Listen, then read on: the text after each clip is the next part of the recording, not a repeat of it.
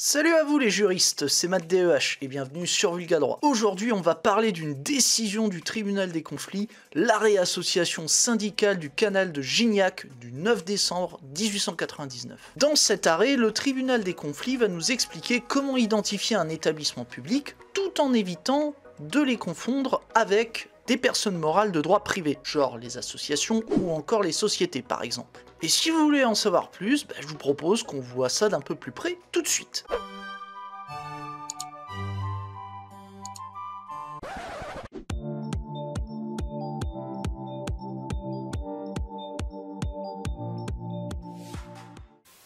Alors, pour la petite histoire, on a une association syndicale de propriétaires qui avait été condamnée à payer une somme d'argent. Pour en obtenir le règlement, les créanciers avaient saisi le juge judiciaire, afin de mettre en œuvre les voies d'exécution instituées par le Code de procédure civile. L'idée, c'est de mettre en œuvre une procédure qui permet de recouvrir les créances sur des particuliers. En gros, pour le dire crûment, le but de cette procédure, c'est de contraindre l'association à cracher la tunasse qu'elle doit à ses créanciers. L'argent. Ouais, bon, j'avoue, jusque-là, rien de très sorcier. Sauf que le préfet, un représentant de l'État, se mêle de l'affaire. Il considère que ce n'est pas au juge judiciaire de contraindre les associations syndicales de propriétaires à verser de la thune. Il estime qu'au contraire, c'est au juge administratif de traiter l'affaire. À l'époque, le Conseil d'État. Mais bon, vous vous en doutez, le tribunal judiciaire ne l'entend pas de cette oreille. Et je pense que vous avez deviné sa réponse. Eh ben non. En fait, le juge judiciaire veut absolument traiter ses affaires et s'encarre le cocotier de ce que pense le préfet. Mais c'est génial! On en a rien à foutre.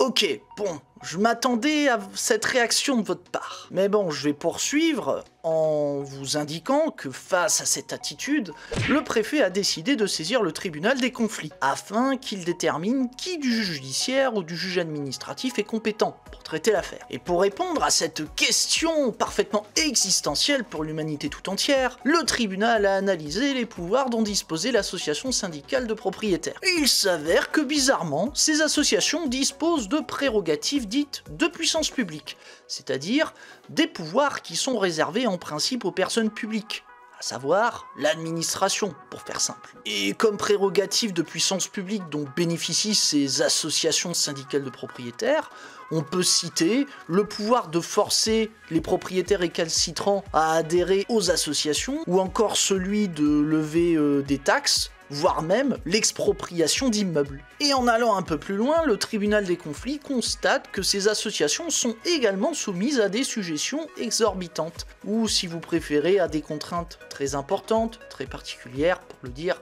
très schématiquement. Et si vous voulez des illustrations de sujétions exorbitantes qui sont applicables à ces associations syndicales de propriétaires, vous avez le cas où les associations sont autorisées par arrêté préfectoral, ou encore que le préfet peut inscrire d'office au budget de ces associations des dépenses obligatoires, voire même établir les recettes correspondantes. Et vous savez où ça nous mène tout ça ? Et ce qu'en conclut le tribunal des conflits? Qu'est-ce qu'il raconte là? On va où là? Alors, ne vous inquiétez pas. Pour faire simple, le tribunal des conflits considère que le juge judiciaire n'est pas compétent pour juger les associations syndicales de propriétaires. Entre autres parce qu'elles ont des prérogatives de puissance publique et qu'elles sont soumises à des sujétions exorbitantes. Et il va même jusqu'à considérer qu'il n'est pas possible d'appliquer les dispositions du Code de procédure civile à ces associations pour les contraindre à payer leurs dettes. Alors oui, comme d'hab, je ressens votre étonnement, mais si vous mettez bout à bout les différents éléments, à savoir les prérogatives de puissance publique, les sujétions exorbitantes, et l'impossibilité de réclamer le paiement des dettes, et paf, Ça fait des chocs à pic. non, ça donne un établissement public. Faut suivre un peu la merde! Bon, ce qui a pesé le plus dans la balance pour le tribunal des conflits, ce sont les prérogatives de puissance publique. C'est sur ce critère que le tribunal a décidé de qualifier les associations syndicales de propriétaires en établissement public. Et comme vous l'avez vu, ça a des conséquences multiples. Déjà sur le juge compétent, qui dans cette affaire n'est autre que le juge administratif, mais aussi sur le droit applicable. Car vous l'avez remarqué, il n'est pas possible de contraindre les établissements publics à payer leurs dettes, dans les mêmes conditions qu'une personne privée. On avait vu que les associations syndicales de propriétaires, on ne pouvait pas les soumettre aux dispositions du Code de procédure civile pour les contraindre à payer leurs dettes. Ok, moi je me casse, allez.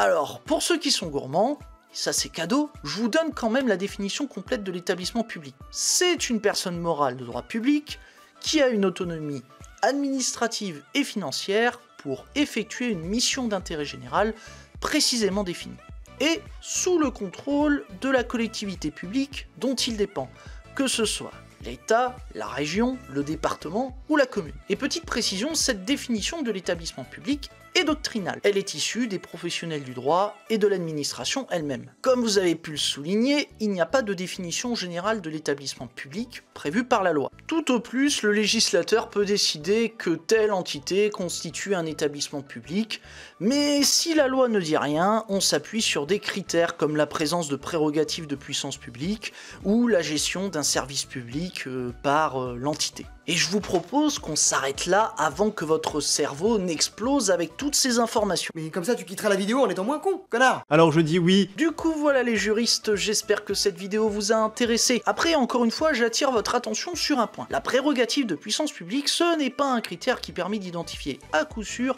un établissement public. Ça peut aider, mais ce n'est pas suffisant. À ce titre, il faut voir si la personne gère un service public. Mais je vais pas rentrer dans le détail, encore une fois. C'est pour ça que si vous voulez aller plus loin, l'espace commentaire est fait pour ça. Puis je vous renvoie aussi aux commentaires de la décision du tribunal des conflits, qui se trouve dans le livre des grands arrêts de la jurisprudence administrative. Et avant de partir, n'oubliez pas de soutenir la chaîne avec votre abonnement, le partage de la vidéo et le pouce. Et pensez aussi à aller voir les collègues vidéastes, tout est dans la description. Voilà, j'ai tout dit, sur ce je vous laisse, c'était Matt DEH sur Vulgaire Droit. A plus les juristes.